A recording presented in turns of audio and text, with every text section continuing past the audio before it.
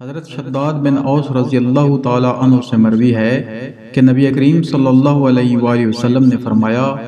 سید الاستغفار یہ ہے: اللہم انت ربی لا الہ الا انت خلقتنی وانا عبدک وانا علی عہدک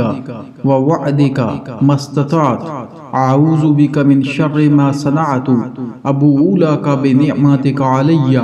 وابوء بذنبی فاغفر لی فإنہ لا یغفر الذنوب الا انت، یعنی اے اللہ تو میرا رب ہے، تیرے سوا کوئی معبود نہیں، تو نے ہی مجھے پیدا کیا اور میں تیرا ہی بندہ ہوں، میں اپنی طاقت کے مطابق تجھ سے کیے ہوئے عہد اور وعدے پر قائم ہوں، ان بری حرکتوں کے عذاب سے جو میں نے کی ہیں میں تیری پناہ مانگتا ہوں، مجھ پر جو تیری نعمتیں ہیں میں ان کا اقرار کرتا ہوں اور اپنے گناہوں کا اعتراف کرتا ہوں،